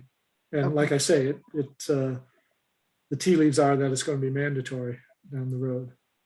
But how do we manage that? I got to believe that there's recyclables going in trash. I don't Oh, see yeah. how we can manage it. Yeah, no, it's enforcement is an issue. Absolutely. Yeah. Nobody's looking in those orange bags. Yeah. No, you're absolutely right. We can put Sarah in charge of checking all orange bags before they. Yeah, right. But they're Well, That's doing, right my now- idea of fun.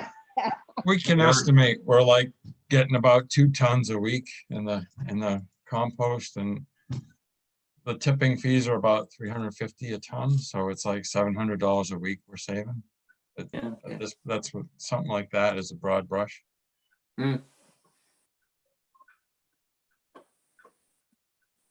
Oh, I had another question that I forgot. What else did people notice in the budget? I'll just point out that we've got the, Parks and Recreation matter of, $2.5 million funded, $500,000 with, town funding, and potentially a $2 million bond issue with CPC. If the committee is still satisfied with it, I'm going to continue to attend the CPC meetings, which we have one next week. We have about 12 or 13 applications, and of course, Parks and Rec is the biggest, and we are gonna, I think, as a group of FinCom, Greg, you as the town manager, and CPC, if we seriously consider this bonding issue, it's going to require an integration of thought process here because it's new. And so new, anybody that's interested, I've been told that next week, the CPC on a state level is having a special webinar about bonding capabilities using CPC funds. So I think we're kind of on the front end of stuff that a lot of people are looking at, but I think it's going to be an integrated process here. It's going to touch a lot of different boards. So that would be one thing I would ask that people just keep their eyes open for if they would. With Mark, when you're talking about bonding here, you're talking more about like performance bond, or no, you're talking debt bond? Straight up debt, Straight up debt. guaranteed by CPC funds. So it inhibits the ability to reduce CPC taxes by the amount going towards the bond.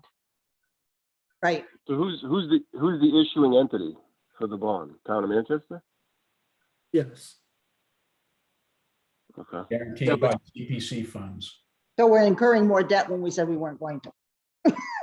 Exactly, exactly. No, So no, this is no, going to be but not, an not, obligation of the town. not really, because you've already incurred the debt through the CPC funding. You're just attributing that, a portion of that to a bond.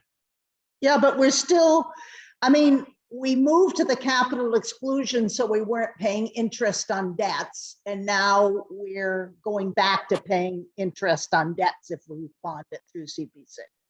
Yeah, it just happens to be CPC funds that are doing the paying. Yeah, it's still taxes. Right, but that they're going to be incurred in any event, but yes, and that's the discussion that needs to be required, because the other way is you write a check for $2 million this year. Or delay it. Well, even if you delay it, you just delay writing that check. It's not an installment plan type project, that's all. So that's why I've raised it, frankly, so. I think Well, the other and we can aspect is obviously- it does perhaps limit the town's flexibility about what it wants to do with CPC. Right. So for example, we might be running with a CPC level of say 3% and decide for a couple of years we want to up it, as we did in the past, to a higher level, I think. And then we could change back. I wonder if we're obligated by bond payments, do we have that latitude? It's becoming a long-term decision, I think, so. Yeah, we're at 1.5%, and a certain percentage has to go to Parks and Rec. But if it's greater than that percentage, I think you still have to continue it for those other areas. So it's more than just the bond that you're locked into, I think. Is that right, Greg? Well, unless you decide to do away with the CPC surcharge, you can't eliminate the portion that is needed for an outstanding bond. Okay. But you don't have to continue to fund the other areas. You don't have to if you Okay. if you want to eliminate the surcharge. Right? Okay. And obviously we could do any various splitting, right? So one end is issuing 2 million of bonds, the other side is 2 million cash. We could do half and half, right? I mean, Right. Hopefully. Right. No, there's all sorts of scenarios. Absolutely. I mean, it just would seem crazy given the amount of cash we're sitting on to borrow it all, right? I mean, we could certainly, you know, pay some in cash. Yeah, and right now that proposed number is 500,000 out of 2.5 million. So From taxes. Got it.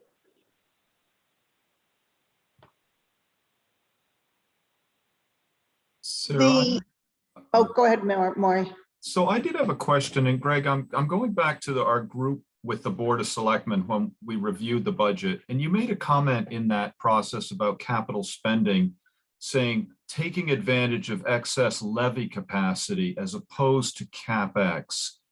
And I was wondering if you could explain that, and I'm most interested in it more from the ramification of if you do it one way, how does it change the tax rate going forward? Isn't CapEx like a one-time deal? But if you do it with excess levy capacity, don't you live with that forever going forward? No, not necessarily. So what Maury's referring to is you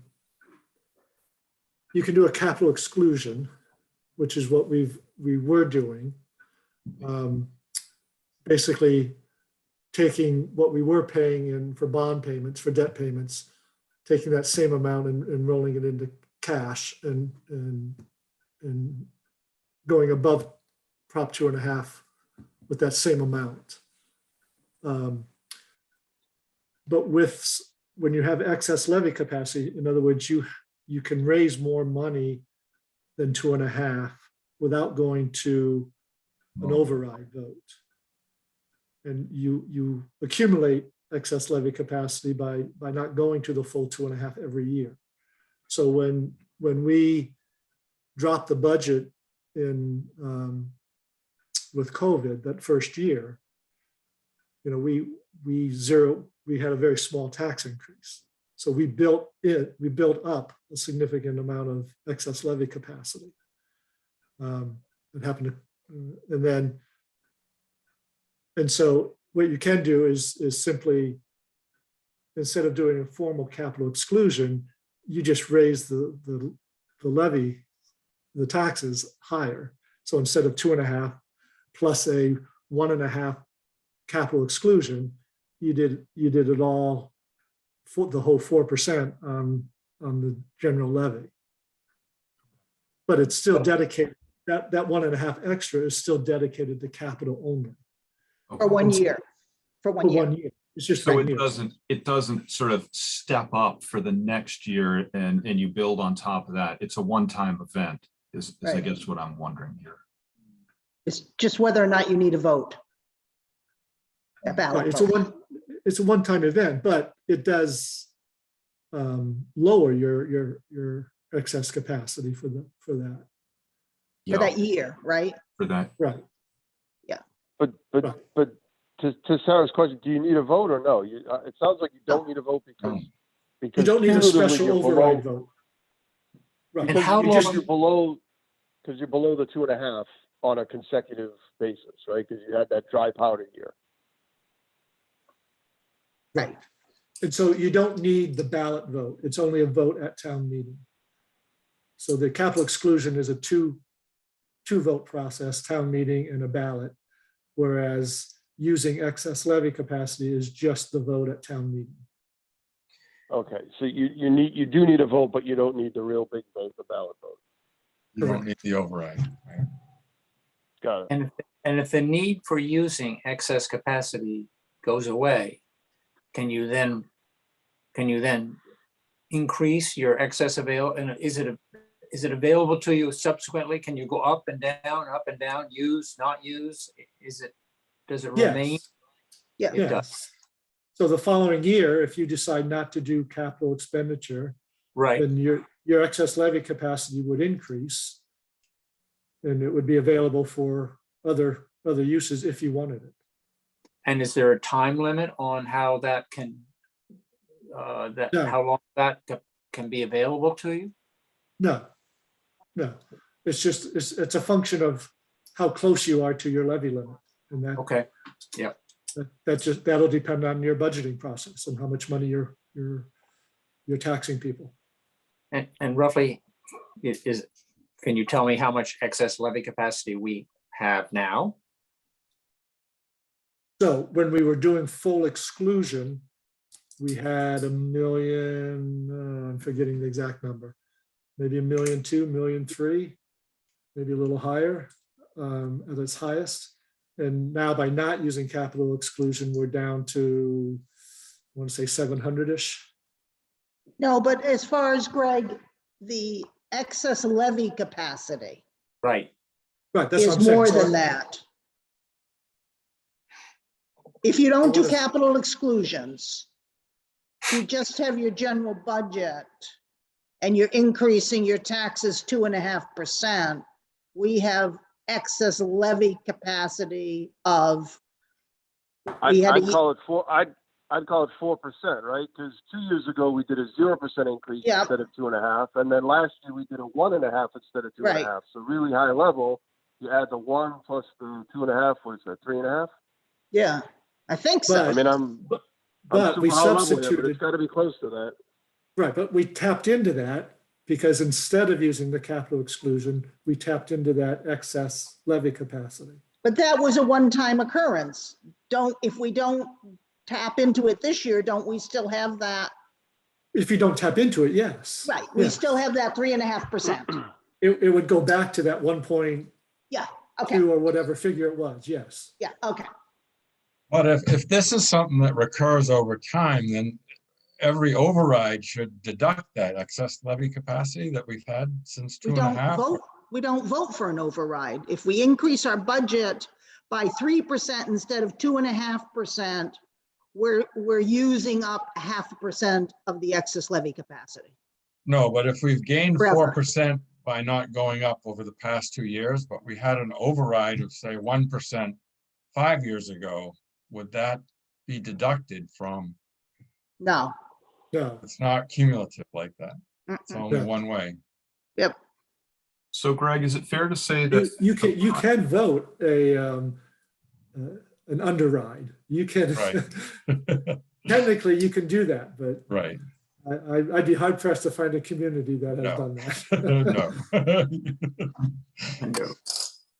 So is it fair to say that the advantage of using excess capacity, levy capacity, is to basically make the voting process easier?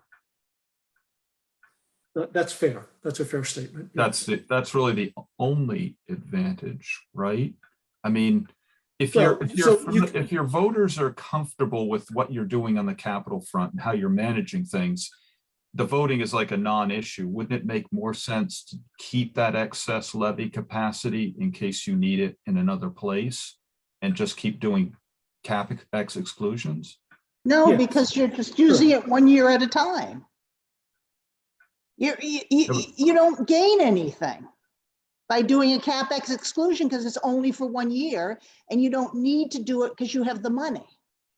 So define what you mean by gain. I'm not sure what that verb means. What is gain? Is that tax rate or is that, I'm confused by that. So Maury, I mean, DOR would sort of look, why are you doing a capital exclusion when you have excess levy capacity? You don't need to do a capital exclusion because you've got the capacity within your 2.5 limit. Okay, So they would say, why bother? yep, But as you say, capital exclusions are only for capital. So if you're anticipating a desire to, you're going to have higher expenses in your operating, then you would want to use capital exclusion instead because you want to save your excess capacity for operating, not for capital. yep, okay, But Sarah's correct in that you have that choice every year. yep. You're not Okay. losing that. You're not losing that option by using capital exclusion 1 year versus Got it. excess levy Okay. capacity. So it's kind of a wash, really. I mean, It is. yeah, it's a mechanical issue more than a taxation issue, really. But isn't our CapEx capital exclusion use has been based on our, the sort of excess fund we have, Debt which we've been capacity. trying to pare down to 10% or so? No, it's the debt capacity. Right. So we tried to set, so, the voters approved taxing themselves extra for debt. And so what we've been doing is trying to keep that number the same. So we flatline what that is and we keep it the same by, as debt rolls off, we replace it with the same amount of capital exclusion. Right. So what we've Debt done forever. the last couple of years, what we've done instead of capital exclusion as a way to keep it the same, we've tapped into some of our excess levy capacity. It has the same impact on the taxpayer in terms of flatlining. Still come out of taxes. Yeah. Yes. The big gain over the last 5 years is that we're more quote unquote efficient by not having to deal with debt service. So we're not paying a bank or a Right. lending entity for this. We're paying as we go, just doing it different ways, which is a lot more cost efficient. So Plus you have more flexibility because if you're doing a 1 year Right. cap exclusion, you don't have to do that the next year. So you still have your delta on your decrease in debt that you could use for other purposes right. if you wanted to. Yes.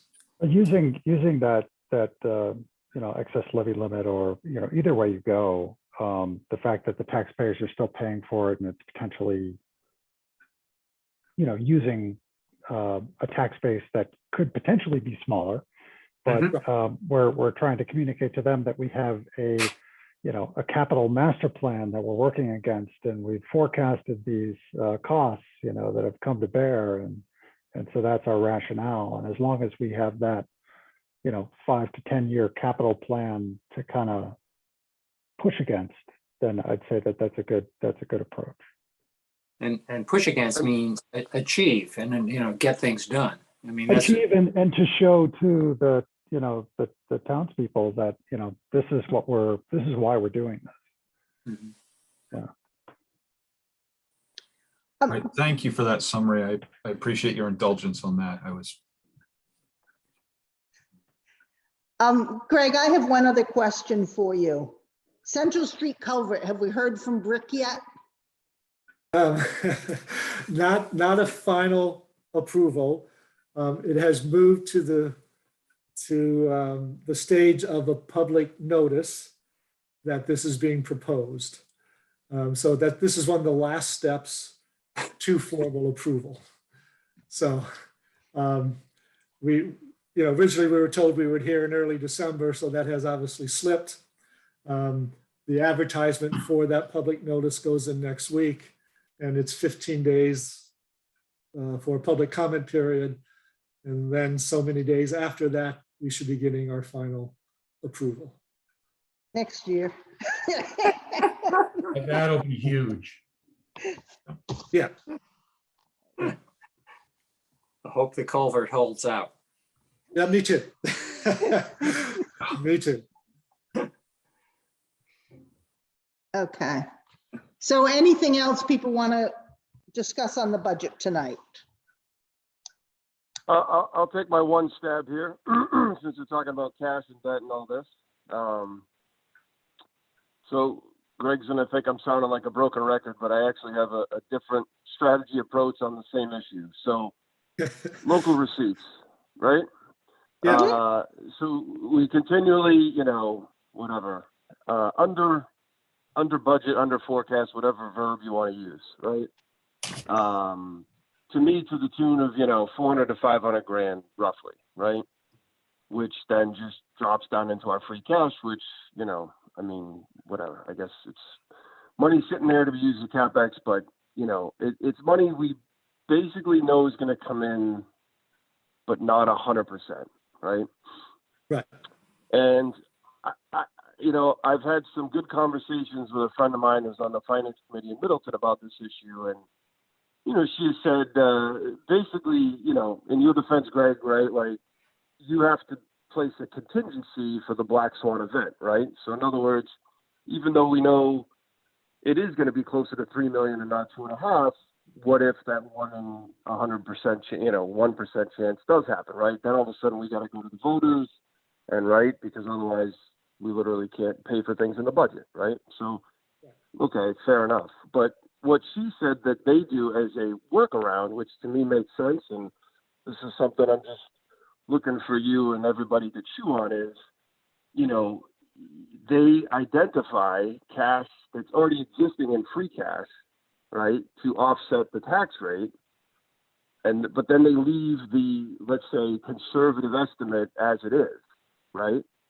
And then if the local receipts number actually comes in where we kind of know it will, then one offsets the other. But, so the net impact on free cash is actually zero. If that makes sense. No, I Well, understand what you're saying. In other words, you use 400 grand as a number, right? So right now we got local receipts. We're budgeting 2.5 million, right? And what I would argue is there's a 90-something% chance it's going to come in closer to 2.9, right? But I get why you can't use the 2.9. I get it, right? Because what if, God forbid, it doesn't come in at 2.9, right? Then we have budget issues. We have to go to the voters and special, right? Okay, fair enough. But if we can identify the 400 grand that's already existing, because there's plenty of it down in free cash to offset the tax rate, then if local receipts does come in at 2.9, then there's actually a zero impact on the free cash balance. So you're dropping the tax rate to offset the underestimation of local receipts. Correct. If you use 400 grand, that's roughly 1%, right? Right, but can I just jump in here for a second? So every year we budget from free cash, you know, a certain number for OPEB. And we can't, like, in my mind, I take the difference between the local receipts that we received and what we budgeted, and that covers that OPEB amount that we budget. Sorry, what covers the OPEB?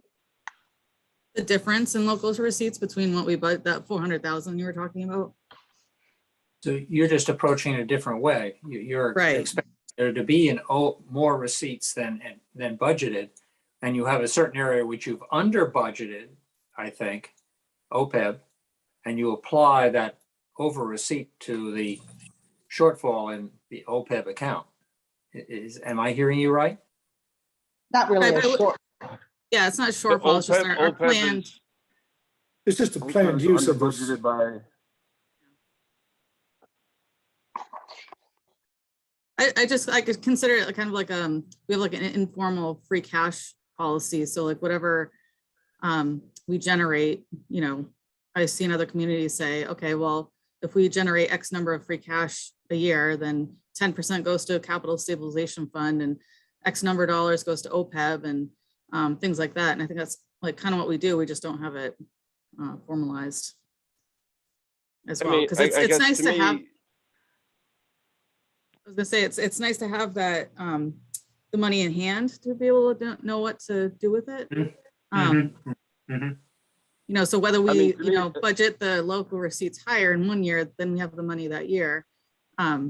Or you can just push it off and make sure that you know you have the money in the following year, if that makes any sense.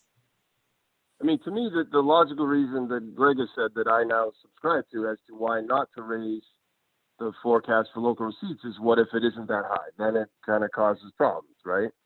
Right. So fine. But at the end of the day, we're spending, you know, $3 million a year on CapEx. We're spending a healthy amount on CapEx every year, and the cash balance is still, you know, pretty high. So, you know, I just... You know, Mike, we're really eating into the reserves we have in the budget process. Well, I mean, it depends.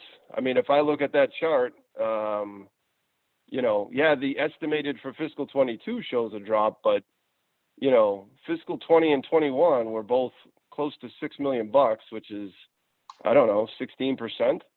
And, you know, I mean, maybe fiscal 22 comes in where it does, but even if it does, that's still 4.7 million, which is well above 10%. It's 12.2% estimated. Right. Rather so I'm than talking 10. about, so And I'm I talking think- about 1%. I think for 2023, it's estimated to drop even more. Well, and we started this 2 or 2.5 years ago, and I remember the first year we didn't execute as much as we wanted to, but clearly if you take a look at that graph, you've gone, Mike, as you said, it was at 16.5, and if we're in fiscal 22, admittedly it has to pan out that way, we're at 12.2. That's 400 basis point decrease, and you're 200 basis points from the target at 10%, and Sarah just says it's supposed to go down in 2023. So Yeah, but I guess it's all about, is that fiscal 22 going to happen? Because if I put my finger over that data point, I see a big, you know, straight line going up from 4 million to 6 million. I mean, it's a lot of money to be sitting there. Again, at the same time, we're spending plenty of money. It's not like we're starving CapEx to like raise our bank account balance, right? We're spending plenty on CapEx, and the cash is still going up, which is, again, it's a good thing, but you know, I just don't think we need to be sitting on all this. right. But I think the cash is going down, and the gross amount of cash is going down, which is what our strategy was. Whether it's going fast enough, that we can talk about that. But Well, no, the growth from fiscal 15 up to fiscal 21, it's all up. It's only 22, really. And again, we don't even know. Mike, the finance committee had a definite plan to increase the reserves when they were as low as they were in fiscal year 2012. And so there was an intention of increasing them to between 10 and 12%. And it wasn't till like 2017 that all of a sudden it started bumping up. And now we're gradually eating away at them. You know, Yeah, I can't speak to fiscal 12. I wasn't on the committee yet. All I'm saying is since I've been here, the cash has gone one way. And at the same time, you know, we're not starving CapEx to increase cash balance. Like we'll have to look at it when we look at the budget and see how much we're planning to take out of the reserves for capital items for 2023. I haven't figured out what that number is. 17.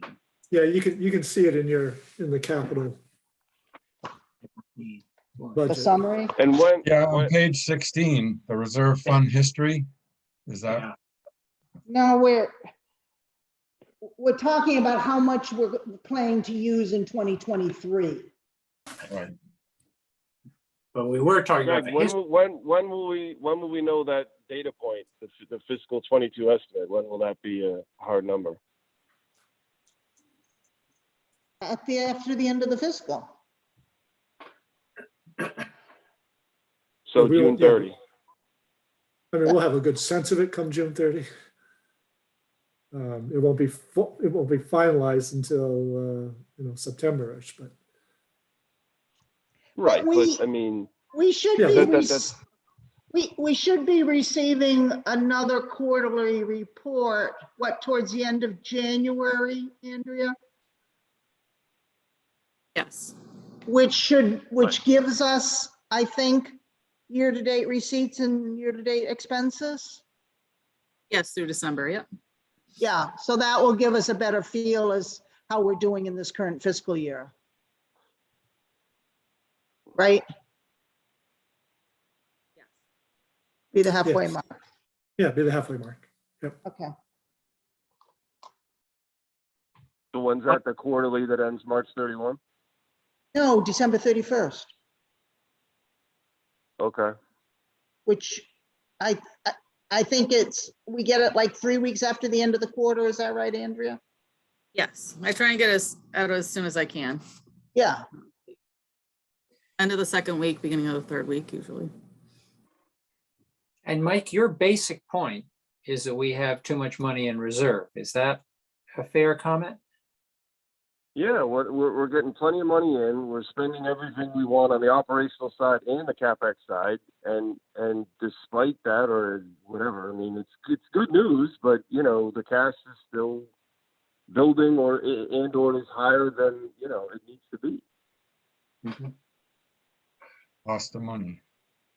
Yeah, cost of money, exactly. Well, but we're also talking about in this fiscal year, perhaps funding up to $2 million for athletic fields. So theoretically could come out of cash too. And honestly, yeah, I mean, I'd prefer to see more of it come out of cash since we're sitting on the cash. I mean, that's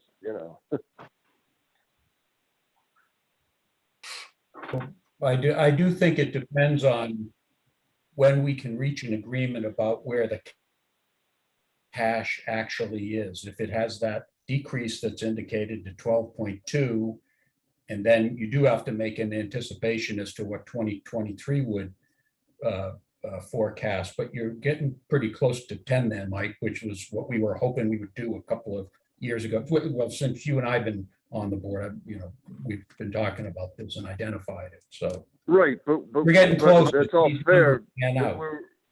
we're comfortably above 10, and even if it's not like as if it hit 9.5, Moody's is going to downgrade us to junk bond status, right? Like, I mean, that's, I mean, part of, or the main issue is, the municipal bond rating, which is AAA, and, So Mike, we look at this when we look at the budget and look at source of funding. If we want to take more money out of the reserves, then we do that. But you know, we've been talking about this for a number of years, and I don't think the issue is as much the assumption on the local receipts as making sure we're taking as much as we want to out of the reserve fund as part of the Well, budget I think- process. I think it's both, right? I think it's all of the above. I agree with Mike on this one, because I do think, you know, the way that this, my recollection, the way that this all came up was we went, wow, we've just taken in an extra 500,000. You know, do the people on town meeting floor know that happened? And Right. so we should be more efficient with how we use that. So I agree, Mike, that it's both an in and an out source of funds. So Right. There's I think exactly. we'll There's watch it. tons of moving pieces, obviously, right? This expense forecast came in lower than we thought. Okay, well, that was an increase in cash. So this forecast of inflow came in higher than we thought. Well, that's right. It means you're right. There's all these different moving pieces, but local Well, and, receipts is certainly part of it. I think you need to look at what the assumptions are for 2023, and the budgeted receipts for motor vehicle taxes are exactly what we actually received in 2021. So I think there has been some movement on the assumption of local receipts. Well, high level, we've been budgeting or estimating about 2.5, but actuals has been close to 3. So it's about a 500,000 difference. But we've changed I mean, that's- that. We've changed that in the last 2 years, and I think we have to reflect that. We're not underestimating local receipts as much as we did 2 years ago. As much as we did 2 years ago, that's fine, because that year it was 800,000 below. But so, you know, yeah, we moved it, but you know, there's still a consistent 500,000 under budget. I mean, We're heading in the right direction, and it's gonna be more increasingly important as the interest rates go up and that type of stuff. You know, you don't want to be sitting on a lot of cash and paying high interest. So for consistency. that's my of main message, point. I mean, if we're We'll discuss this when we look at the local receipts during the budget process. Okay, works for me. I will just add, we've been saying to the taxpayers, we're looking at a 10% to 12% band. And we've been Right. seeing that for a long time. And it doesn't seem to draw many arrows and spears, you know, it's logical. No, but I think that's fair. But I think it's also different when someone says your town is sitting on $5 million, right? Like, I think, right, conceptually, you hear 10 to 12%, it doesn't really mean much. But it's like the town's sitting on $5 million, like, why? What? Like,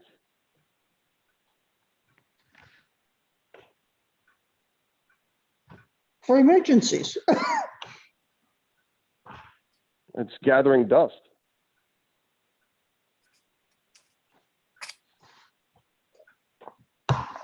Then we need to have a whole discussion about what we think we should be holding in reserves. It would be a change in the Oh. policy, and it's my understanding that the rating agencies like the 10%. Yeah, I'm fine with even targeting 10%, but again, I'm just trying to, you know, whatever. Well, we're still about $1 million above that 10% level. So it's trending in that way in the last year or two. We'll see how it comes in finally at the end of this fiscal year. Good discussion to keep having, I think. Sounds like it's a to be continued. So It would be very easy to get it down to your 10% if you want to. That's either the senior center or your athletic fields. That takes care of that. Right. Yeah, I mean, Or that's you- fine with me. If it's as simple as the $2 million, we just spend another $1 million in cash versus $1 million debt. I mean, that works for me too. Wait till your facilities plan comes through. Right. Okay. So we don't have any minutes to review because Gail sent them to me and I didn't look at them. So that's my bad. I'll get them out to you tomorrow or Monday, so we can review them next week. Sorry about that. So our next meeting is scheduled for next week, Thursday, which would be the 13th.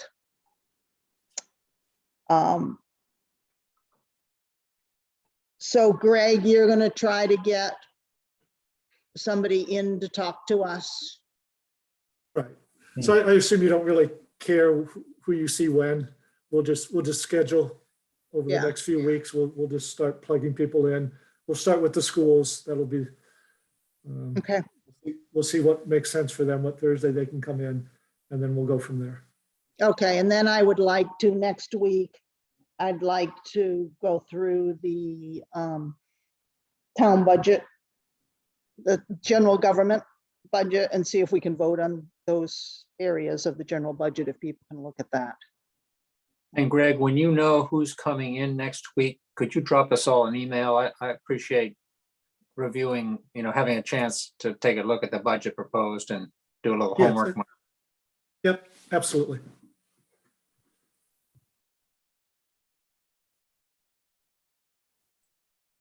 Okay, so we've got two focuses next week besides looking at minutes. I gather whoever visits us, number one, and the second is to do general government.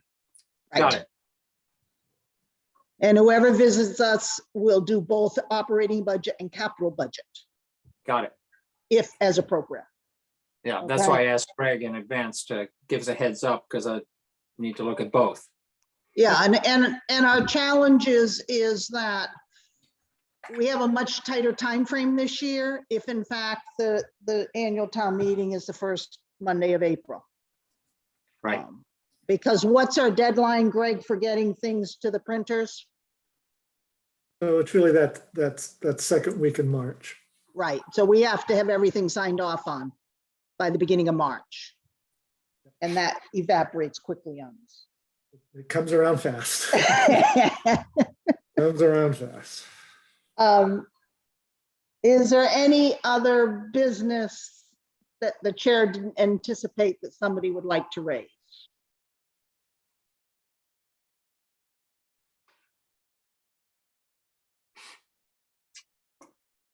Then I will take a motion to adjourn. So moved. Peter Second. makes a motion to, Maury seconds. Okay, I'll take a roll call vote. Mark, Yes. Andy, Yes. Mike, Yes. Maury, Yes. Dean. Yes. Did I say Peter? Nope, but yes is the Peter. answer. And Sarah says yes. I look at the pictures on the top and they keep moving on me, so I get very messed up. Thanks, everyone. And move on again next week. Okay. Have a good Good night. night. Thank you all. Thanks. See you soon. Bye-bye. Yeah. Bye-bye.